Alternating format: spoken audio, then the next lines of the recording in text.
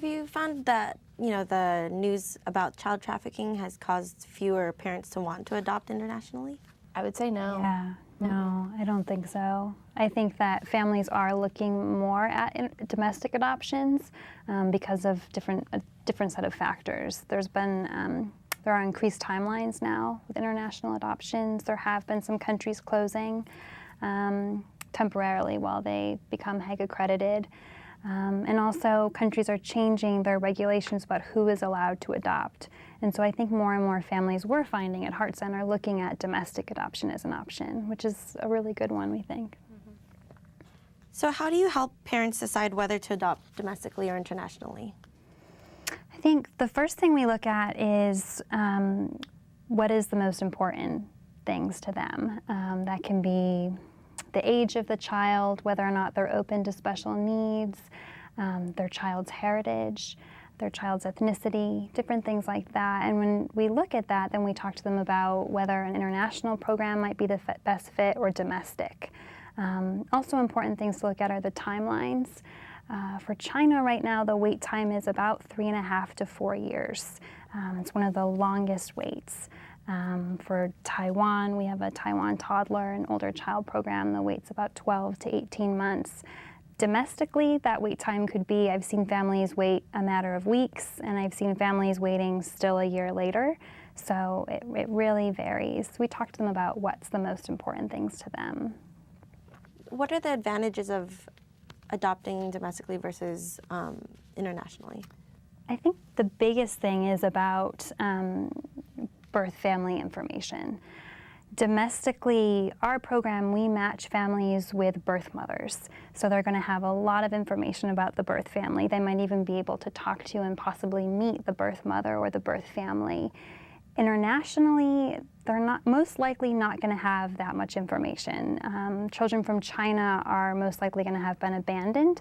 But it's not always the case. We have a wonderful program in Taiwan where we receive quite a bit of information about the birth family because there's a birth mother home attached to the orphanage. So I think number one is the information about the birth family, the difference. And again, it really just depends on the family. A lot of families actually choose international. In fact, I would say the main reason that families choose international over domestic is because they have a lot of fears about birth moms. There's a lot of fears about birth moms coming back, years later, wanting the child back, those types of things. And so people say, well, we want to do international because we know that the adoption is finalized. When we bring our child home, that's it. We don't have to worry about a birth mom showing up on our doorstep 2 years later. So it really just depends on the family and what their comfort level is.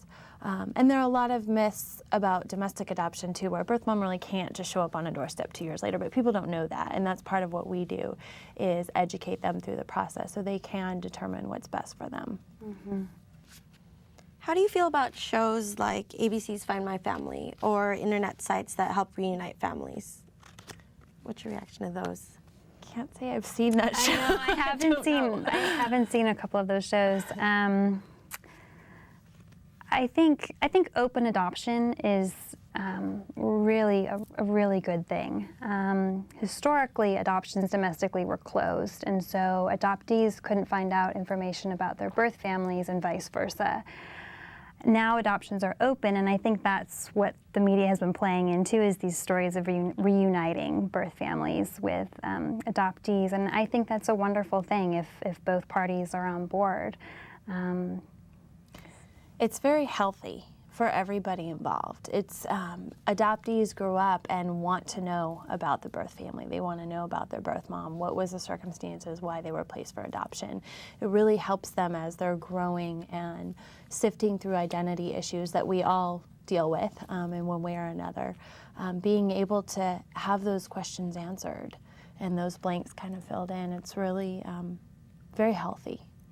And I think the same thing for birth parents. If you look at the grieving process, the sense of loss that they have after choosing adoption, we need to recognize that there are going to be those feelings of loss. But if you look at the studies, it shows that if the birth mother chose the adoptive family and she's able to receive, let's say, a yearly picture and an update about her child, that her sense of peace is so much greater. Okay. What happens when a parent gives their child up for adoption, and you were talking about, like they keep in contact with them? What if they decide that they want their child back? What happens then? They aren't able to. So in the state of California, once the birth mother is discharged from the hospital, she actually can sign the relinquishment paperwork, and it is filed up in Sacramento at the Secretary of State. And as soon as that's filed up there, then her rights are irrevocable. For people who've only considered having biological children, why do you recommend for them to adopt? There are so many children who need loving, permanent families, internationally and domestically. In LA County alone, through the foster system, I've heard that there's about 15,000 children who are in the foster system, and it's just appalling.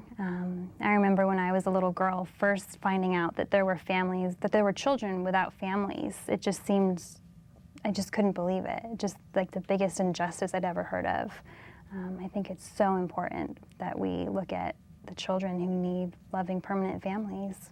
It is really heartbreaking to know how many children are out there just desperate for parents, and we both have had a lot of experience with that. I spent some time in other countries working in orphanages back when I was in college, and just seeing that and seeing these beautiful little children and knowing that the only hope really is if someone comes and adopts them, for them to have a better life and a better opportunity and a family. It makes us want to run out and tell everyone to adopt. Yeah. Okay. So people who decided to adopt, how do you screen them to make sure that they're fit for their family, to adopt actually? They go through a really extensive process. The first step of any adoption, whether it's domestic or international, is called the home study. We get to know our clients very, very well. It's a very personal process. Everything from their financial records, their medical records, birth certificates, marriage certificates, full background checks, letters of reference, from family and friends. So there's a lot of paperwork collection, and then we verify all of that paperwork. It's all certified and authenticated. But in addition to that, we have social workers who are licensed to go into their homes, and they do several meetings with the families and talk about very, very personal issues, and visit the home, make sure the home is a safe place for a child. So it's a very, very extensive process for a family to be approved. And then that's multi-level. I mean, the first level is our social workers and then our agency. But then for an international adoption, it goes to U.S. Immigration. U.S. Immigration reviews all the documents and has to approve them. Then the case goes to the foreign country, and it's reviewed either by a judge, or every country has a different system on how it's reviewed, but it's reviewed there. And then, of course, in the United States, the case goes to court and is reviewed by a judge. So there's many levels of review before a family can be approved. Okay, and how much can this cost? And what are the varying lengths of time that it can take to adopt, both domestically and internationally?